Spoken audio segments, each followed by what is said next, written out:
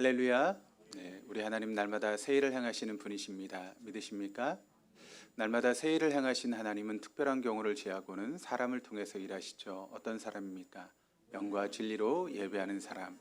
영으로 예배한다라고 하는 것은 성령의 이끄심을 따라 예배하는 것이고, 또 진리로 예배한다라고 하는 것은 진리의 말씀 앞에 우리의 삶을 조종하고 순종하는 것입니다. 오늘도 성령의 이끄심을 따라 그리고 진리의 말씀 앞에 여러분의 삶을 조종하고 순종하심으로 새 역사의 주인공 되시는 우리 동독의 모든 교우들 다 될 수 있기를 주님의 이름으로 축원합니다.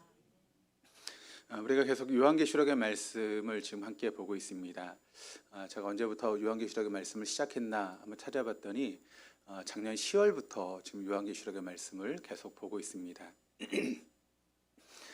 처음에 이제 요한계시록 1장의 말씀을 통해서 이제 서론에 대한 그런 말씀을 3시간을 배웠고요. 그다음에 2장으로 넘어간 것이 아니라 18장으로 넘어가서 18장에서 22장까지 결론에 대한 그런 부분을 우리가 보았습니다. 그리고 6장에서 이제 17장까지의 말씀을 통해서 본론에 대한 그런 말씀을 함께 나눴습니다. 이제 오늘부터 2장에서 이제 5장까지의 말씀을 이제 보게 될 텐데, 오늘부터는 특별히 2장에 3장까지 말씀을 통해서 소아시아의 7교회에 대한 그런 말씀을 함께 나누고, 그 다음에 4장 5장의 말씀을 통해서 결론을 내리려고 합니다. 그러니까 앞으로도 한 2, 3개월은 더 요한계시록의 말씀을 좀 들으셔야 될 것 같아요. 그래서 그 말씀을 통해서 여러분이 요한계시록에 나와 있는 그 말씀의 뜻을 깨닫고 말세를 살아가는데 부활신앙을 가지고 승리하시는 우리 동도의 교우들 다 되시기를 바랍니다. 2장 3장의 말씀을 통해서 이제 소아시아 7교회에 대한 말씀을 나누려고 합니다. 제가 목회를 해오면서 소아시아 7교회에 대한 그런 설교를 지금 처음 한 것은 아니고 여러 번 했습니다. 그런데 이렇게 또 새롭게 이렇게 요한계시록의 말씀을 통해서 소아시아 7교회의 말씀을 준비하면서 이전과는 좀 다르게 말씀이 저에게 다가왔습니다. 왜 그럴까 좀 생각을 해봤더니 그 전에는 이제 소아시아 7교회에 대해서만 그렇게 중심으로 말씀을 증거했다면 지금 이렇게 말씀을 준비하는 것은 요한계시록 전체를 통해서 공부하고 또 이어지는 말씀을 통해서 소아시아 7교회를 보았더니 그 말씀의 의미가 새롭게 저에게 다가왔습니다. 좀 더 깊이 공부하고 말씀을 보았더니 그 교회의 문제점이 제 눈에 들어오기 시작했고, 또 그러면서 이 교회가 어떤 부분에 잘못되었는가를 생각할 수 있게 되었습니다. 더 깊이 공부하고 요한계시록에 등장하는 7교회를 보니까 확실히 더 확실하게 보이기 시작했고, 또 교회의 문제점이 무엇인지를 새롭게 깨닫게 되었습니다. 그러면서 이 말씀을 준비하는데 저에게 참 은혜가 되는 그런 시간이었습니다. 근데 저뿐만 아니라 이 말씀을 듣는 우리 모두가 제가 경험했던 그런 은혜들을 체험할 수 있는 그런 귀한 시간 될 수 있기를 주님의 이름으로 축원합니다. 오늘은 처음 시간으로 소아시아 7교회 중에 첫 번째 에베소 교회에 대해서 말씀을 함께 보도록 하겠습니다. 여러분, 에베소 교회하면 제일 먼저 떠오르는 이미지가 어떤 것이 떠오르십니까? 에베소 교회는 어떤 교회죠? 우리가 에베소 교회하면 처음으로 떠오르는 이미지는 처음 사랑을 버린 교회라고 하는 그런 이미지가 있습니다. 그러니까 처음 사랑을 버린 교회가 에베소 교회다라고 하는 그런 이미지가 있는데, 그렇다면 왜 에베소 교회가 처음 사랑을 버린 교회일까요? 이 질문은 아주 중요한 질문입니다. 왜 그런가 하면 도대체 누가 에베소 교회를 가르쳐서 처음 사랑을 버린 교회라고 이야기했는가라고 하는 것이 중요하기 때문에 그렇죠. 우리 1절 말씀을 같이 한번 읽어보시겠습니다. 에베소 교회의 심부름꾼에게 이렇게 써보내라.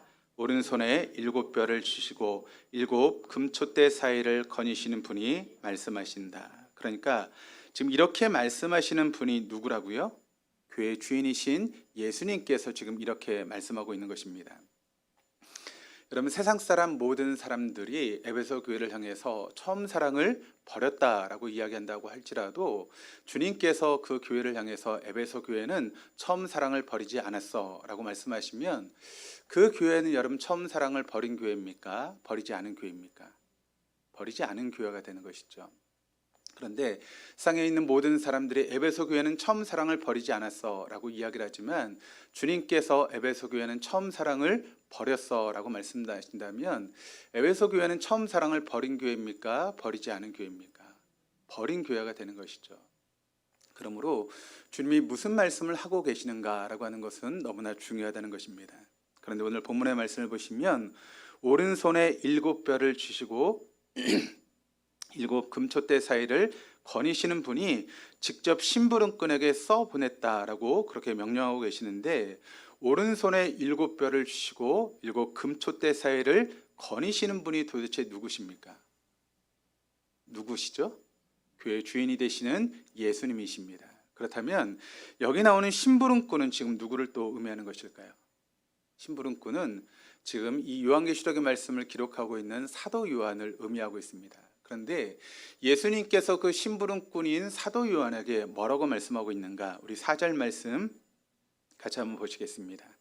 그러나 너에게 나무랄 것이 있다. 그것은 내가 처음 사랑을 버린 것이다. 그렇습니다.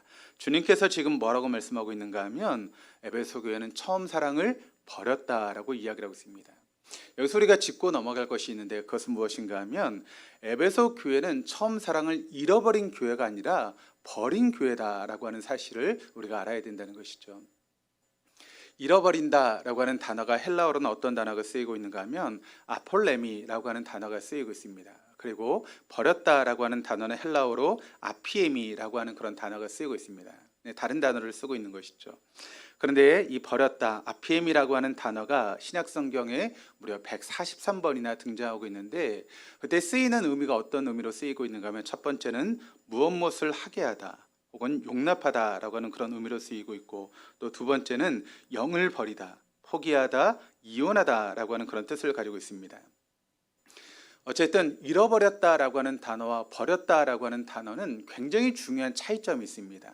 어떤 차이점이 있는가 하면 이 잃어버렸다라고 하는 단어는 어떤 형으로 쓰였는가 하면 수동형으로 쓰이고 있다는 것이죠. 그러니까 이 말의 의미는 어떤 의미인가 하면 내가 의도적으로 무엇을 버린 것이 아니라는 것입니다. 나도 모르는 사이에 잃어버리게 되었다는 것이죠. 여러분, 가끔 우리가, 저도 좀 나이가 들다 보니까 자꾸 뭘 잊어버려요. 근데 그게 여러분 잊어버렸을 때 내가 버리려고 하는 게 아니잖아요.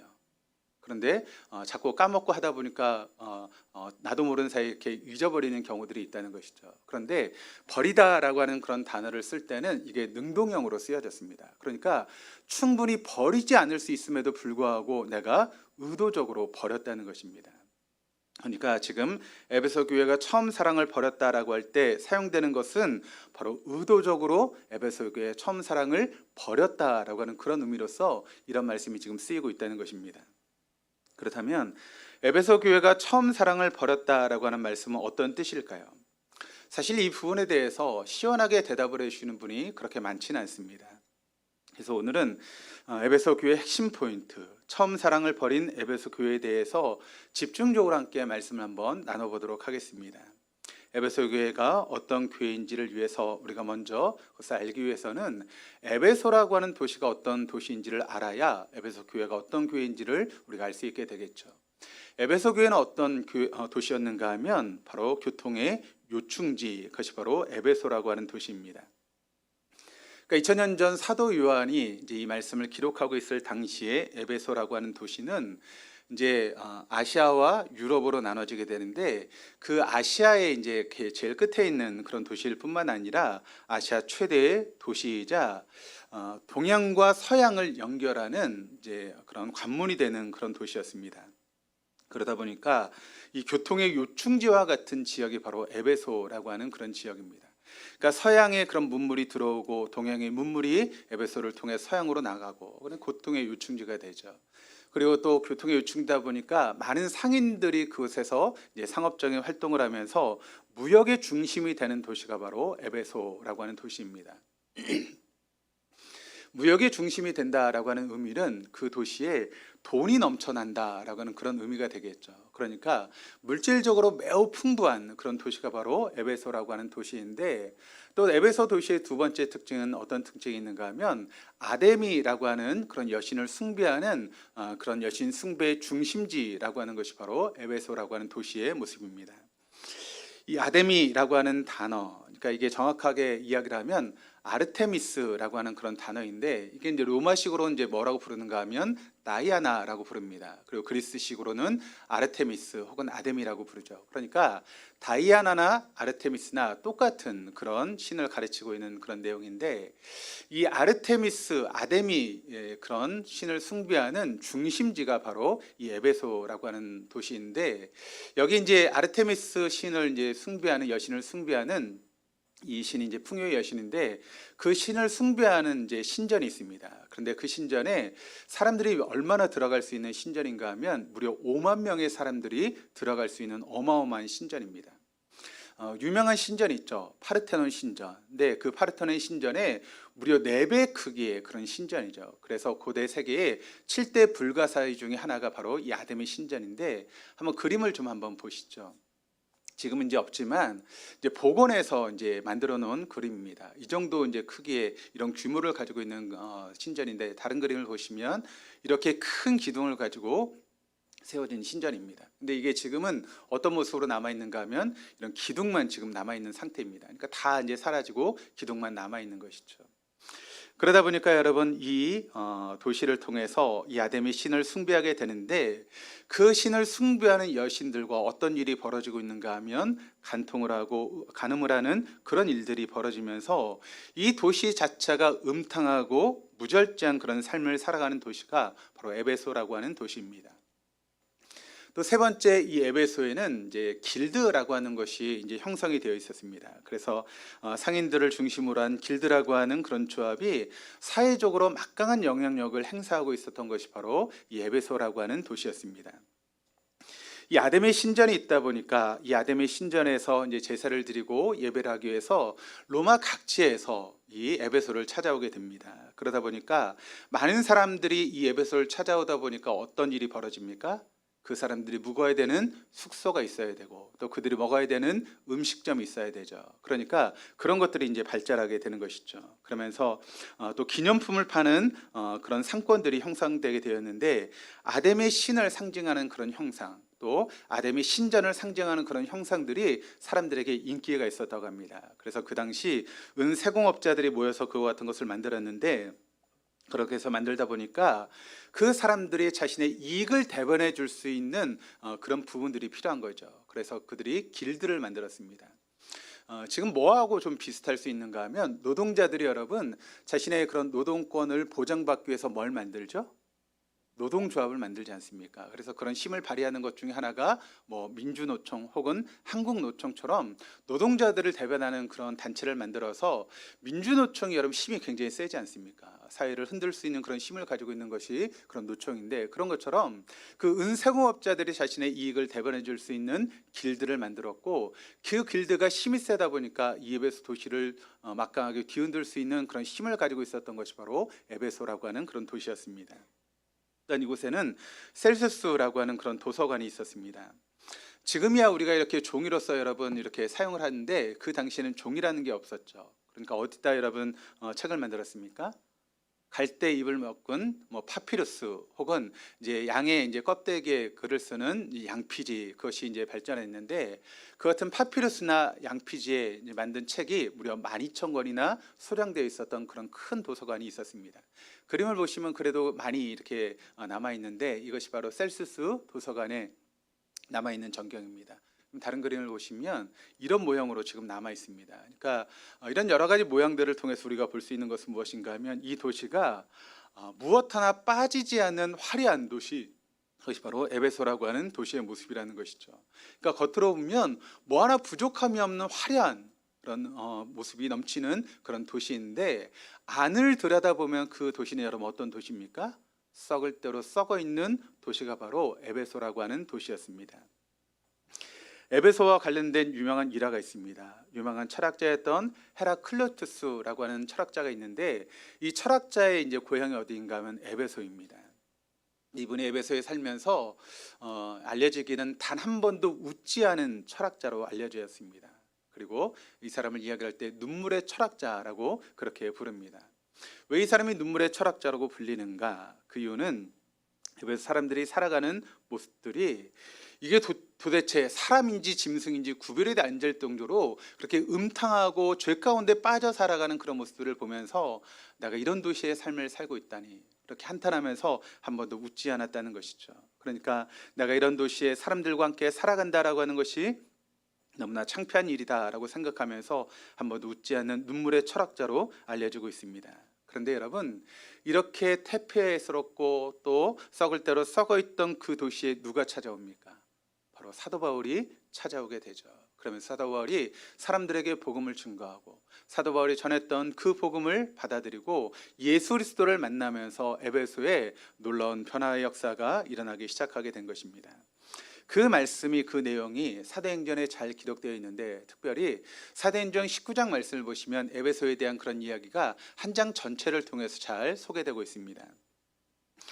사도 바울이 이제 에베소에 처음 간 것은 사도 바울의 2차 선교 여행 때 이 에베소라는 도시에 들르게 됩니다. 근데 그때는 사도 바울이 아주 짧은 시간 그곳에 머무면서 복음을 증거하고 다시 떠나가게 되는데, 사도 바울이 이제 3차 전도 여행을 하면서 이 에베소에 들리게 되는데, 그때는 사도 바울이 무려 2년 6개월이라는 시간을 이 에베소에 보내면서 함께 복음을 증거했고, 또 사도 바울의 3차 선교 여행의 중심지 역할을 감당했던 곳이 바로 에베소라고 하는 도시였습니다.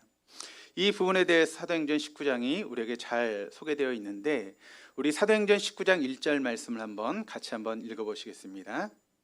아볼로가 고린도에 있는 동안에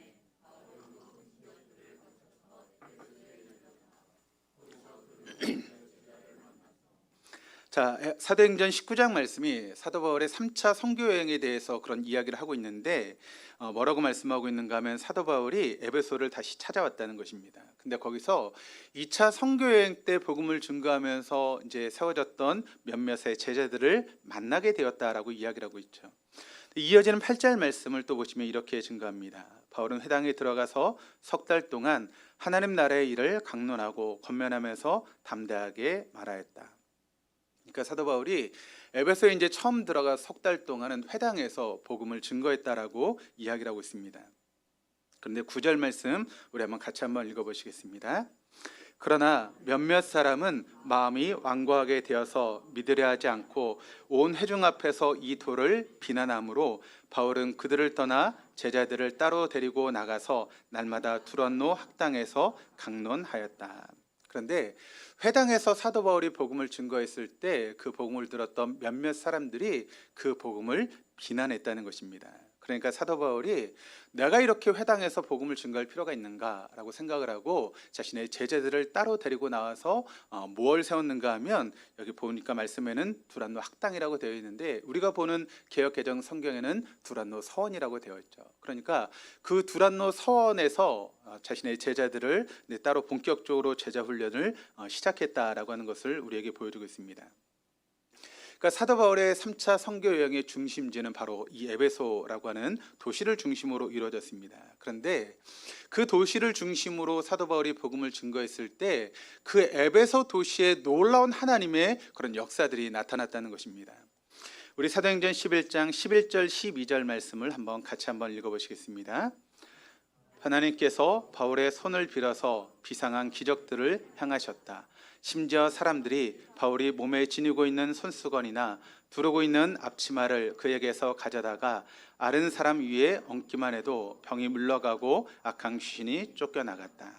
자, 어떤 일이 벌어지는가 하면 사도 바울이 병자들을 찾아가서 그들에게 손을 얹고 기도했을 때 병자들이 낫고 귀신이 쫓겨나가는 그런 일들이 있었는데, 그런 일뿐만 아니라 심지어는 사도 바울이 가지고 있었던 손수건 그리고 그가 두르고 있었던 앞치마만 가져가다 병든 사람의 위에 얹기만 해도 그 사람들이 낫는 그런 놀라운 기적의 역사들이 일어났다는 것입니다.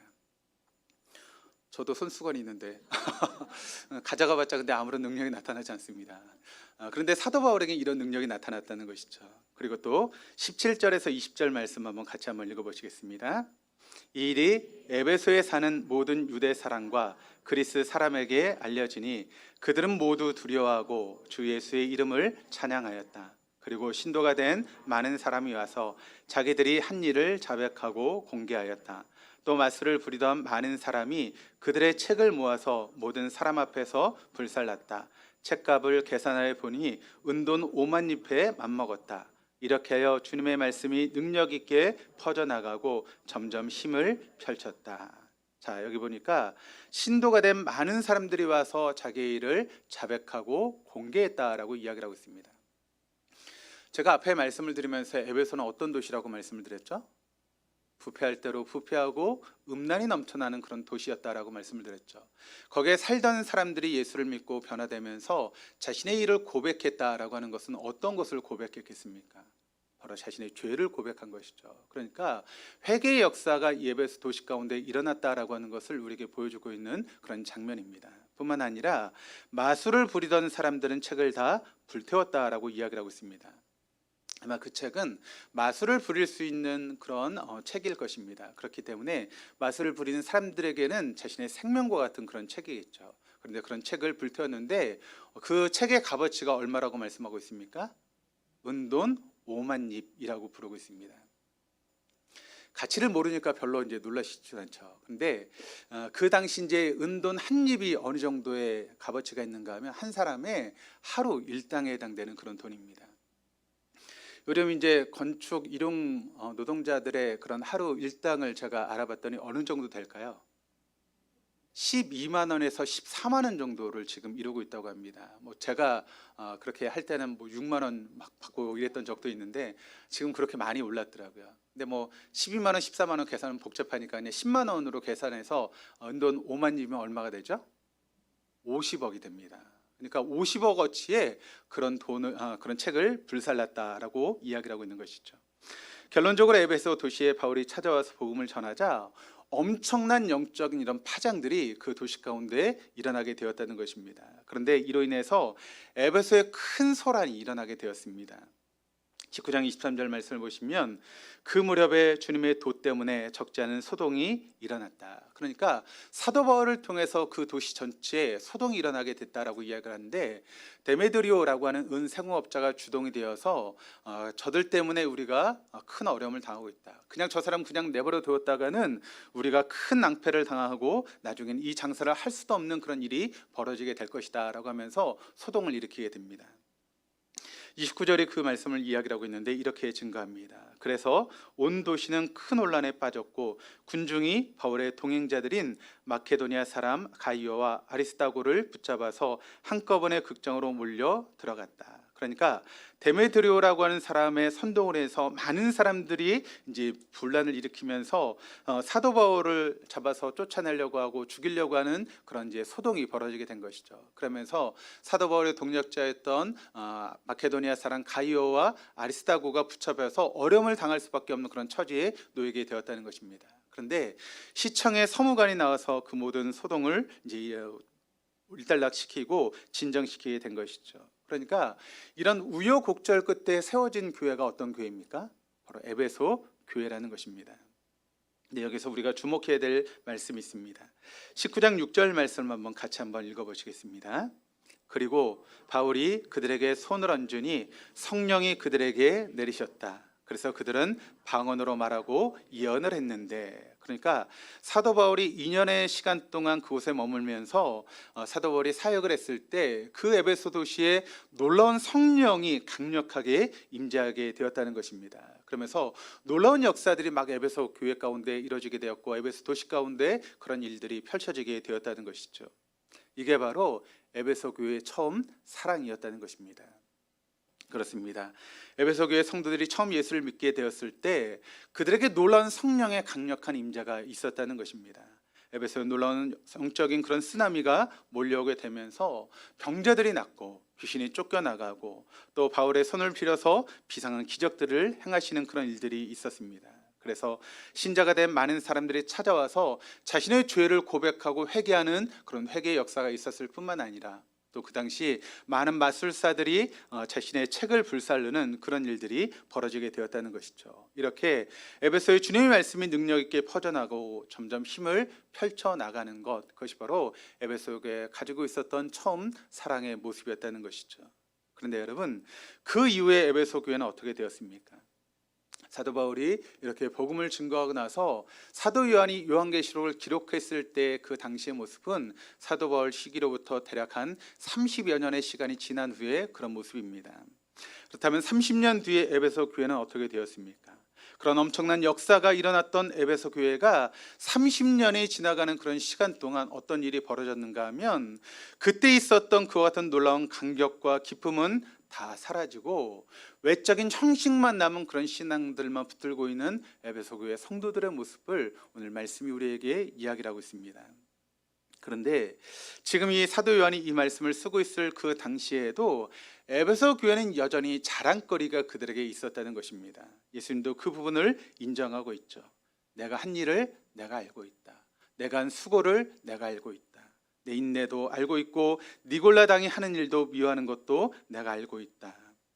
그럼에도 불구하고 그 에베소 교회는 서서히 죽어가는 그런 교회였다는 것입니다. 그 이유는 그들이 주님과의 처음 사랑을 버린 채 형식적인 것들만 붙들고 있었기에 에베소 교회가 서서히 죽어가는 교회가 되었다는 것입니다. 그래서 주님은 엄중하게 경고하며 이야기를 하시죠. 처음 사랑을 회복해야 된다. 너희가 잃어버렸던 그 처음 사랑을 어디서 잃어버린지를 기억하고 그것을 다시 찾아야 된다라고 이야기를 하고 있습니다. 그것이 본문 5절 말씀을 통해 기록되고 있는데 우리 한번 같이 한번 읽어보시겠습니다. 그러므로 내가 어디에서 떨어졌는지를 생각해내서 회개하고 처음에 하던 일을 하여라. 내가 그렇게 하지 않고 회개하지 않으면 내가 가서 내 촛대를 그 자리에서 옮기겠다. 그러니까 너희가 처음 사랑을 잃어버렸는데 그 처음 사랑을 회복하고 회개하지 않으면 내가 그 촛대를 네 자리에서 옮기겠다라고 주님께서 경고하시며 말씀하고 있다는 것입니다. 그렇다면 이런 이야기를 들었던 에베소 교회가 주님의 그 이야기를 듣고 회개했을까요? 어떻게 되었습니까? 안타깝게도 에베소 교회는 회개하지 않았습니다. 그 결과 여러분 어떻게 되었습니까? AD 262년에 아담의 신정과 그 에베소의 풍요하고 화려했던 그 도시가 대지진과 전염병으로 무너지고 말았습니다. 폐허가 되고 말았습니다. 그리고 에베소 교회는 주님의 경고하신 대로 처음에 영광을 회복하지 못한 채 지금은 갈다가 무성한 늪지대로 변해버리고 말았습니다. 왜 그랬을까요? 감리교회 제1대 이제 여자 목사님들 중에 조하순이라고 하는 목사님이 계십니다. 이분이 이제 한평생 인권운동, 여성운동을 하셨던 그런 분이신데 자원에서 일찍 은퇴를 하시고 강원도 평창에 가서 이제 작은 공동체를 만드시고 거기서 이제 농사를 짓는 그런 일을 하셨습니다. 한 번도 농사를 본 적이 없는 그런 목사님이 농사를 지으려고 하니 여러분 얼마나 힘들고 어려웠겠습니까? 이분이 이제 뭘 이제 재배했는가 하면 돼지 감자라고 하는 것을 이제 재배하셨는데, 근데 돼지 감자를 재배하시면서 농사를 짓고 있는데 하루는 이제 태양볕 아래에서 그 돼지 감자 밭에 있는 풀을 막 뽑고 계셨어요. 그랬더니 어떤 이제 노인분이 지나가면서 이런 이야기를 하셨습니다. 감자나 잘 키우지 왜 풀을 뽑느라고 저 고생을 하노? 그런 이야기를 했습니다. 그 얘기를 목사님이 들으시고도 이해를 할 수 없었습니다. 그런데 조금 있다가 이제 시간이 지나가면서 그 노인의 이야기를 깨닫게 되었습니다. 그것은 무엇인가 하면 돼지 감자는 여러분 풀이 무성해도 잘 자란대요. 그러니까 일부러 풀을 뽑아주지 않아도 돼지 감자는 자라는데 아무런 문제가 없다는 것이죠. 그러니까 그 노인이 풀을 뽑지 않아도 잘 자랄 수 있는 돼지 감자에 뭐 고생하면서 일부러 풀을 뽑느냐, 그냥 내버려 두면 돼지 감자 잘 자랄 텐데 뭐 헛수고를 하고 있냐라고 하는 그런 이야기를 한 것이죠. 나중에 시간이 지나가서 그것을 깨닫게 되었을 때 이분이 큰 깨달음을 얻게 되었습니다. 그러면서 자신의 삶을 뒤돌아보게 되었습니다. 내가 어떤 삶을 살았는가? 자신의 삶을 돌아보았더니 자신의 인생이 잡초만 뽑는 그런 삶을 살아왔다는 거예요. 정말 돼지 감자를 키우는 그런 일이 아니라 잡초를 뽑느라고 온 인생을 허비한 그런 삶을 살았다는 것입니다. 인권운동을 한답시고 잘못된 것을 지적하고 남의 허물이나 들춰낸 일에 혈안이 되어서 상대적으로 사람을 키운 일을 하지 못한 그런 자신의 인생을 돌아보게 되었다는 것입니다. 그러면서 내 인생이 너무나 헛된 인생을 살았구나, 너무 허무한 인생을 살았구나라고 하는 것을 이분이 깨닫게 되었다는 것입니다. 여러분, 에베소 교회 문제가 무엇입니까? 성령이 그들과 함께 하셨을 때 그들에게 매일매일 놀라운 성령의 부흥의 역사가 일어났습니다.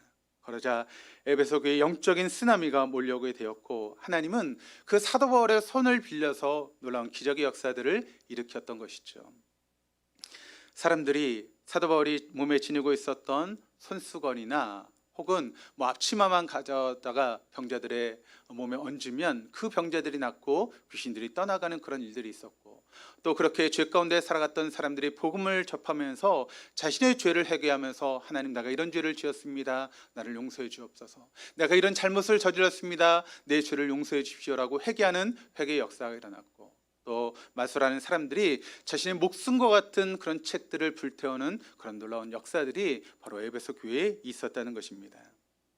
이렇게 에베소 교회는 주님의 말씀의 능력 있게 퍼져나갔고 점점 힘을 펼쳐나가는 그런 교회였습니다.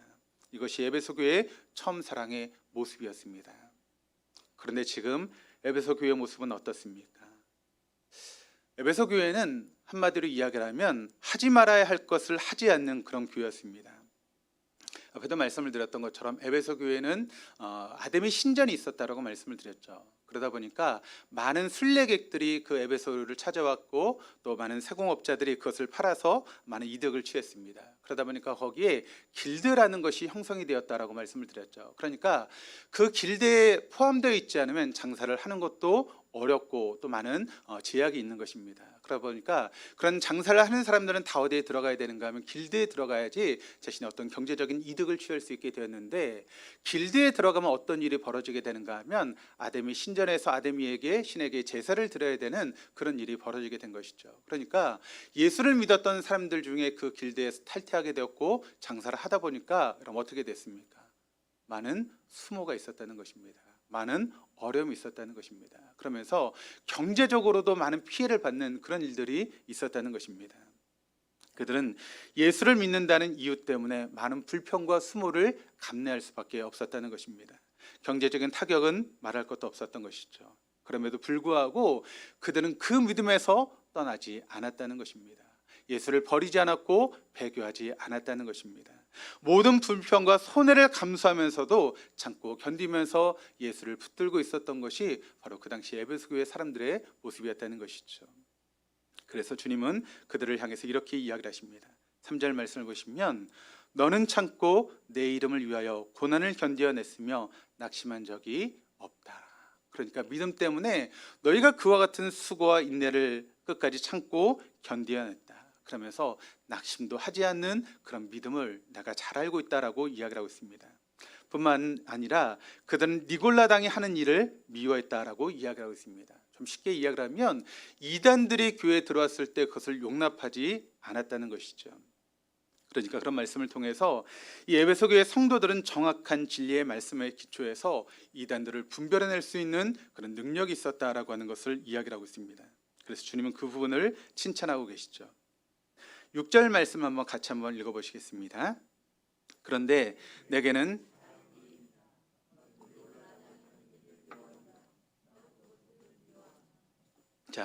이와 같은 모습이 바로 에베소 교회의 모습이었다는 것이죠. 그러니까 하지 말아야 될 것을 하지 않는 교회, 그것이 바로 에베소 교회의 모습인데, 그런데 동시에 에베소 교회는 해야 될 것을 또한 하지 않는 그런 교회였습니다. 그것을 주님께서 지금 책망하고 있는 것입니다. 물론 초반에는 강력한 성령의 역사를 따라서 많은 일을 감당했습니다. 지금까지 수많은 일들을 해왔던 것이죠. 에베소 교회는 소아시아의 모교회 같은 그런 교회입니다. 우리 교단으로 따지면 중앙 성결교회 같은 그런 교회죠. 그래서 많은 교회를 세웠고 또 그 교회를 지원했던 그런 교회였습니다. 주님께서 그분을 너무나 잘 알고 있었죠. 그래서 2절 말씀을 통해서 이렇게 이야기합니다. 나는 내가 한 일과 내 수고와 인내를 알고 있다. 그러니까 그들의 수고를 주님께서 알고 계시다라고 말씀하고 있습니다. 그러나 어느 순간부터 더 이상 할 일을 하지 않은 채 제자리 걸음만 하고 있었던 교회가 바로 에베소 교회였다는 것이죠. 그래서 주님은 에베소 교회가 빨리 회개하고 돌아오기를 바랬습니다. 이전에 그 성령 충만한 모습으로 그 첫사랑을 회복하고 다시 그 첫사랑 가운데 거하기를 주님께서 원하셨다는 것이죠. 그러나 에베소 교회는 그 주님의 명령에 순종하지 못했습니다. 단지 자신의 과거에 자신들이 한 일에 그 수고를 되뇌이며 그저 시간만 허비하고 있었던 교회가 바로 에베소 교회의 모습이었다는 것입니다. 그들은 우리가 예수를 믿는다는 이유 때문에 많은 핍박을 받았고 고난을 받았음에도 불구하고 결코 예수를 버리지 않았습니다. 배교하지 않았고 끝까지 잘 참고 견디면서 그 같은 신앙생활하고 있는 그런 자부심이 그들에게 있었다는 것입니다. 외부에서 그들을 향해서 오는 모든 고난을 참고 인내하면서 내가 믿음을 지키고 있다라고 하는 그런 자부심이 그들에게 있었다는 것이죠.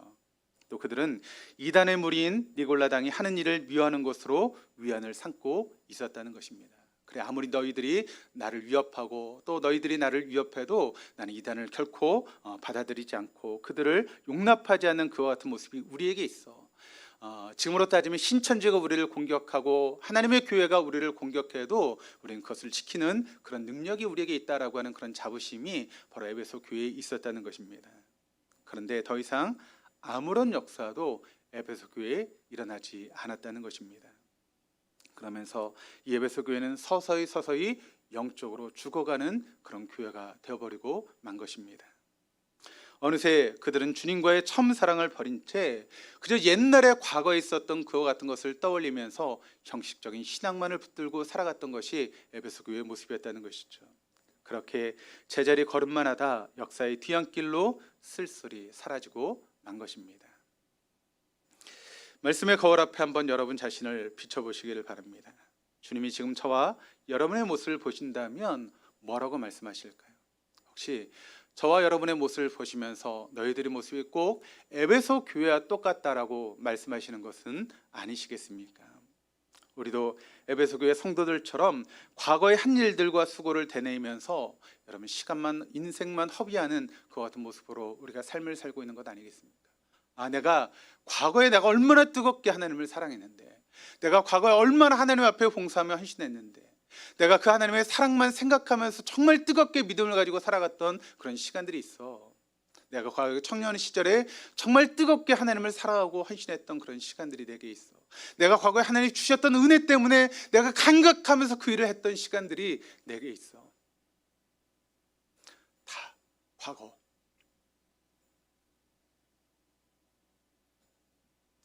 혹시 우리가 과거의 얘기만 하고 있지 않습니까? 우리도 에베소 교회 성도들처럼 예수를 믿는 그 믿음 때문에 불편한 일이 많지만 그럼에도 불구하고 내가 예수를 저버리지 않고 배교하지 않고 지금도 잘 참고 견디고 있다는 그 사실의 자부심만 느끼고 있는 것이 저의 모습 아닙니까? 코로나 기간을 거쳐왔습니다. 그러면서 교회가 참 어려움을 당했죠. 코로나 시간이 이제 지나가고 제가 목사님들 만나서 이야기를 하다 보면 많은 분들이 이런 이야기를 합니다. 코로나를 지나고 나서 뭐 교회가 행사를 하려고 하면 지금은 거의 하지 못한다. 어느 교회는 지금도 밥도 먹지 못하고 매주 가게를 돌려가면서 김밥을 사 먹고 있다라고 하는 그런 이야기도 하시더라고요. 그러면서 그런 이야기를 하십니다. 아니 코로나 전에는 다 했던 일인데 왜 코로나가 지나고 나면서 사람들이 일을 하지 않는지 모르겠다. 그런 이야기를 하시는 것을 들었습니다. 그거에 비하면 저희 교회는 훨씬 더 나은 교회죠. 그런데 여러분, 지금 여러분의 신앙이 하나님과의 관계 속에서 첫사랑을 여러분 가지고 계십니까? 어떠십니까? 첫사랑을 회복하고 그 첫사랑의 은혜 가운데 여러분 계십니까? 하나님과 우리의 관계 속에서 이루어지는 모든 일들이 지금 현재 내가 하나님과의 관계 속에서 이루어지는 일이 아니라 저 과거에 있었던 일만 되뇌기면서 내가 과거에 이랬지, 지금 아무런 그런 은혜도 없고 사랑도 없은 채 저 과거에 있었던 그런 신앙의 이야기만 꺼내놓고 맨날 옛날 이야기 돌려가는 것처럼 그와 같은 모습으로 혹시 우리가 신앙생활하고 있는 것은 아닙니까? 하나님께서 우리에게 주셨던 은혜가 있지 않습니까? 간격이 있었고 그 사랑 때문에 정말 감당하지 못했던 그 사랑 때문에 내 삶을 드리고 내 모든 시간을 드려도 아깝지 않았던 그런 시간들이 다 우리에게 있지 않았습니까? 지금도 그 사랑이 있습니까? 지금도 그 기쁨이 있습니까?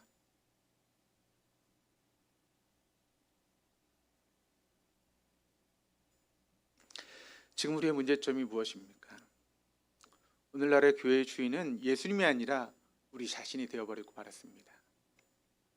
오늘 교회의 꿈은 하나님의 나라가 아니라 세상 나라입니다.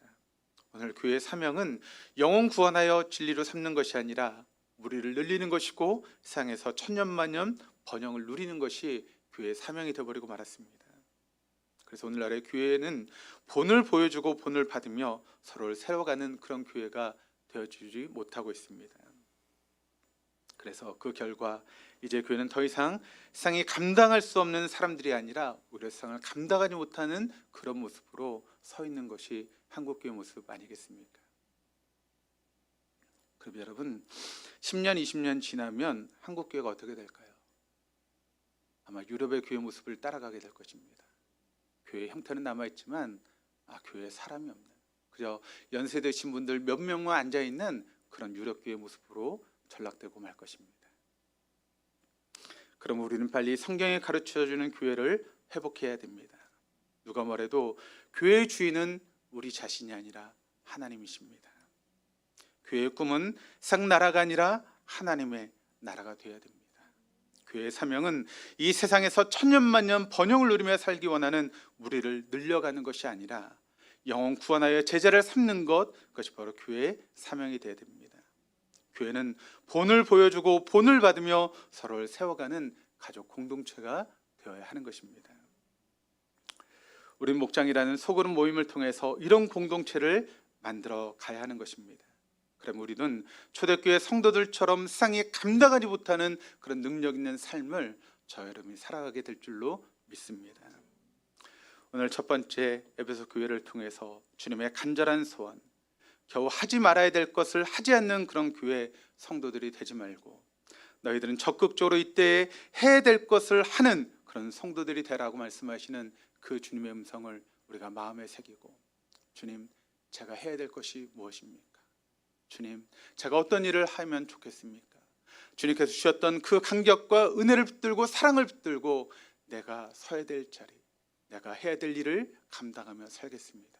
그것이 바로 저와 여러분의 고백이 될 수 있기를 주님의 이름으로 축원합니다.